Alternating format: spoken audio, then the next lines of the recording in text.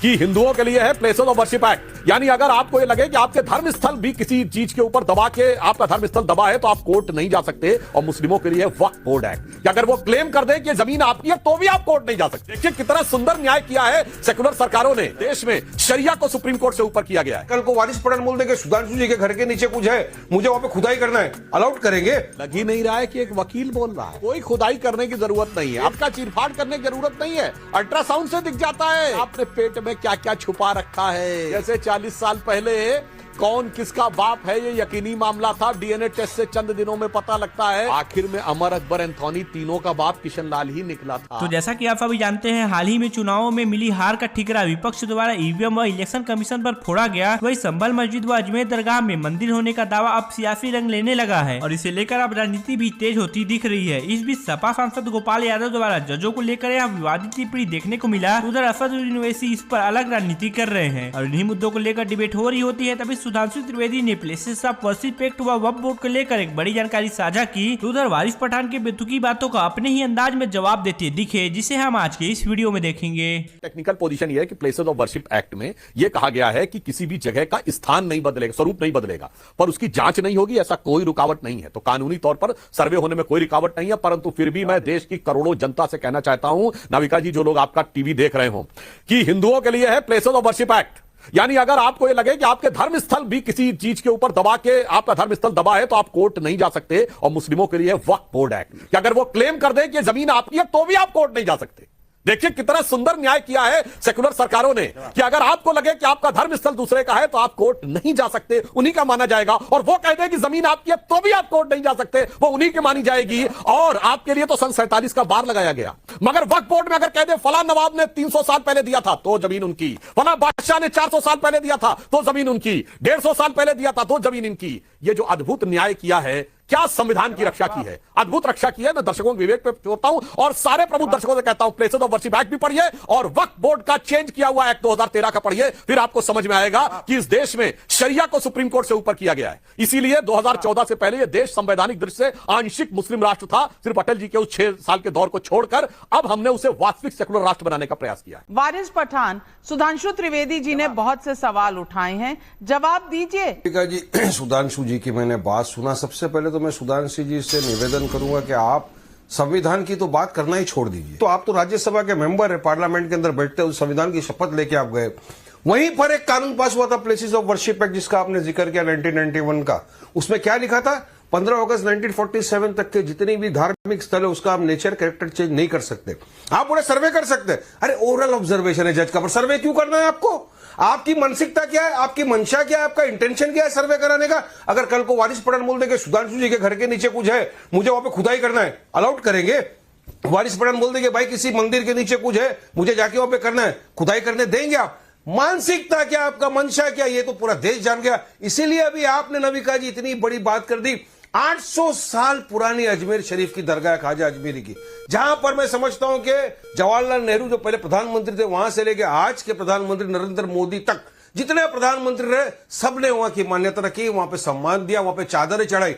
मगर अब इनको लगता है कि वहां पे जाके नीचे खुदाई करना है इनको। तो किस दिशा में देश को लेके जाना चाहते हो? वारिस पठान, आप अफवाह फैला रहे हैं। आप अफवाह फैला रहे हैं। अजमेर में खोदने की, सर्वे करने की किसी ने इजाजत नहीं दी। अभी तो नोटिस हुआ है, आप क्यों अफवाह फैला रहे हैं? सर्वे की बात कर रहा हूं। सुनिए सुनिए सुनिए सुनिए, सर्वे क्यों करना चाहते हैं सर्वे ये लोग? चलिए बताइए मेरे को, क्या जरूरत है सर्वे करने की? क्या पूरे हिंदुस्तान की हर मस्जिद का सर्वे किया जाएगा? क्यों चाहते हैं लोग हर मस्जिद में जाकर ढूंढना मंदिर है या नहीं है? आपने अजमेर का नाम लिया तो अजमेर में सर्वे की कोई बात ही नहीं है। की बात करते हमने हमारा वजू खाना खो दिया।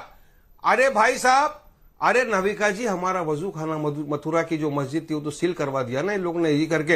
आपने कहा वजू खाना खोया है, स्टेटस को मेंटेन हुआ है, सुप्रीम कोर्ट ने स्टेटस को दिया हुआ है, वहां वजू खाना ना किसी ने पाया है ना किसी ने खोया है। लेकिन वारिस पठान, 2 अफवाह आपके ओपनिंग रिमार्क्स में 2 अफवाहें सामने निकल कर आई हैं। सुधांशु त्रिवेदी जी जवाब दीजिए, क्या एक के बाद एक मिथ्या फैलाई जा रही है? देखिए नाविका जी, लग ही नहीं रहा है कि एक वकील बोल रहा है।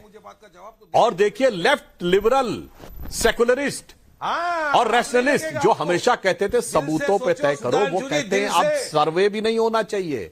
वारिस पठान साहब, कोई खुदाई करने की जरूरत नहीं है। अब ऐसी ऐसी टेक्नोलॉजी आ गई है कि रडार मैपिंग टेक्निक से नीचे दिख जाता है। पेट का चीरफाड़ करने की जरूरत नहीं है, अल्ट्रासाउंड से दिख जाता है कि आपने पेट में क्या क्या छुपा रखा है। यही समस्या है आपके साथ कि आप चीजों को सामने नहीं आने देना चाहते। अरे भाई, कौन कह रहा है कि आप अपनी वल्दियत बदल लीजिए? जो स्वरूप है वही रखिए, बस ये पता तो चल जाए असली वल्दियत क्या है। यहां समस्या ये महोदय कि अब नई नई टेक्नोलॉजी आती चली जा रही है। खुदाई पे तो आप पता कराने में लोगों की जान ले लेंगे के ऊपर, जब पता कराने में लोगों की जान ले लेंगे, मुसलमानों को मार डालेंगे, तो बगैर खुदाई के पता लग गया। चिंता मत करिए, कुछ समय में ऐसी टेक्नोलॉजी भी आ जाएगी कि सैटेलाइट से भी पता लग जाएगा नीचे क्या है, ड्रोन से पता लग जाएगा नीचे क्या है। चिंता मत करिए मेरे भाई। जैसे 40 साल पहले कौन किसका बाप है ये यकीनी मामला था, डीएनए टेस्ट से चंद दिनों में पता लगता है। और नाविका जी ऑन द लाइटर नोट में कहूंगा, इनको दर्द इस बात का हो रहा है कि अंततः अगर सर्वे, जांच और साइंटिफिक जांच हो गई तो ऑन द लाइटर नोट कहता हूं, पुरानी फिल्म थी ना कि अमर अकबर एंथोनी, अमिताभ बच्चन और ऋषि कपूर और विनोद खन्ना जी की, आखिर में अमर अकबर एंथोनी तीनों का बाप किशन लाल ही निकला था। तो आखिर में इनको इस बात का डर है कि सब कुछ किशन लाल का ना निकल जाए, इसलिए पेट में दर्द हो रहा है। मेरे भाई, मैं तो ईमानदारी से कहना चाहता हूं, और बातें ऐसे नहीं कि कोई दावा कर दे। मजलिसे इत्तेहादुल मुसलमीन जो देश की सबसे सेकुलर पार्टी है, उसका प्रवक्ता लॉयर होकर यह कहता है ना किताब देखी जानी चाहिए, ना गवर्नमेंट ऑर्डर देखा जाना चाहिए, ना सबूत देखा जाना चाहिए, ना जांच होनी चाहिए, और उसके बाद जो है वो मान लिया जाना चाहिए। हम तो कह रहे हैं सिर्फ जांच हो जाने दो, काहे घबराते हो? मगर सुनिए, संविधान की बात कर रहा है, प्लेसेस ऑफ वर्शिप एक्ट की बात कर रहा है, मगर जो जो टेक्नोलॉजी आगे बढ़ती जा रही है, संविधान की शपथ लेकर बैठा हुआ चला जा रहा है। वो बोलता मैं नहीं मानूंगा प्लेसेस ऑफ वर्शिप एक्ट, वो बोलता मैं मेरी आस्था की बुनियाद पे काम करूंगा। शर्मनाक बात है। आपकी जो भी दलील है आप कोर्ट में रख सकते हैं वारिस पठान जी, पर आपने एक बात का जवाब नहीं दिया। वारिस पठान जी, सुधांशु त्रिवेदी जी ने एक बात उठाई थी, उसका जवाब आपने नहीं दिया। प्लेसेस ऑफ वर्शिप एक्ट में आपने 1947 का कट ऑफ डेट लगा दिया,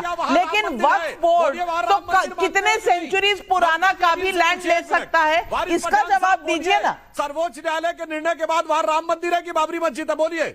गलत गलत गलत, ऐसा किसी का भी लैंड कोई नहीं ले सकता। जो जमीन है उसका गैजेट होता है, गैजेट के बाद वो जमीन को वक्फ डिक्लेयर किया जाता है, पेपर में एडवर्टाइजमेंट है, उसके बाद वो वक्फ होती है। यही तो आप लोग झूठा भरम फहरा फहरा के रोज रात को 8 बजे पब्लिक को गुमराह कर रहे हो। और हमारी वक्फ की जो जमीन है, हमारे मदरसे, मस्जिदें, हमारे ऑर्फनेज सब खा जाना चाहते हैं बीजेपी, सुधांशु त्रिवेदी की पार्टी, या आरएसएस सब क्या बात कर रहे हैं, सब जपत क्या बात कर रहे हैं? वाराणसी में 118 साल पुराने कॉलेज को वक्फ की प्रॉपर्टी कह दिया है। खैर, इधर सुधांशु त्रिवेदी ने वारिस पठान की बेतुकी बातों पर करारा जवाब दिया, तो उधर बीजेपी नेता शुभेंदु अधिकारी ने बांग्लादेश पर हिंदुओं पर हो रहे अत्याचार को लेकर सरकार से बड़ी मांग की है। और इस दौरान उन्होंने बीजेपी विधायकों के साथ बांग्लादेश के उप उच्चायोग दफ्तर के बाहर रैली निकाली और इस संबंध में ज्ञापन सौंपा। इस बीच उन्होंने मीडिया से बात करते हुए मांग की कि दोनों देशों के बीच आयात और निर्यात स्थायी रूप से निलंबित कर दिया जाए और बांग्लादेशियों को वीजा जारी करना तुरंत बंद कर देना चाहिए, जब तक कि वहां अल्पसंख्यकों पर अत्याचार रोकने के लिए कदम नहीं उठाए जाते। उन्होंने आगे स्पष्ट रूप से कहा कि आप जानते हैं कि वहां हिंदुओं पर किस तरह अत्याचार किया जाता है, इस तरह का अत्याचार नहीं चल सकता। प्रभु चिन्मय कृष्ण दास ने कुछ भी गलत नहीं किया है, हम उनकी तत्काल रिहाई चाहते हैं। इस बीच अमेरिका के अंतर्राष्ट्रीय धार्मिक स्वतंत्रता आयोग के पूर्व अफसर का बड़ा बयान सामने आया है। उन्होंने बांग्लादेश में हिंदुओं और अल्पसंख्यकों की स्थिति को लेकर बांग्लादेश की अंतरिम सरकार की जमकर आलोचना की है। इस दौरान उन्होंने कहा कि देश में ऐसा कोई अल्पसंख्यक नहीं है जो इस समय खतरे में महसूस न कर रहा हो और मोहम्मद यूनुस विफल हो रहे हैं। उन्होंने आगे मीडिया से बात करते हुए कहा कि खतरे में पड़े लोगों की सुरक्षा करना सरकार की पहली जिम्मेदारी है। इस दौरान उन्होंने यह भी कहा कि यह केवल बांग्लादेश के अल्पसंख्यकों के लिए नहीं बल्कि पूरे देश के अस्तित्व के लिए खतरे का क्षण है। तो उधर एलविस यादव ने भी सोशल मीडिया पर यह ट्वीट किया और अपनी प्रतिक्रिया व्यक्त करते हुए कहा कि अभी भी वक्त है, जाग जाओ। मैं बांग्लादेश में हुए घटना के बारे में सुनकर बेहद दुखी हूँ। मुझे पूरा विश्वास है कि नरेंद्र मोदी इस समस्या को हल करेंगे। बांग्लादेशी हिंदुओं की चिंता मायने रखती है और हर हिंदू की भी।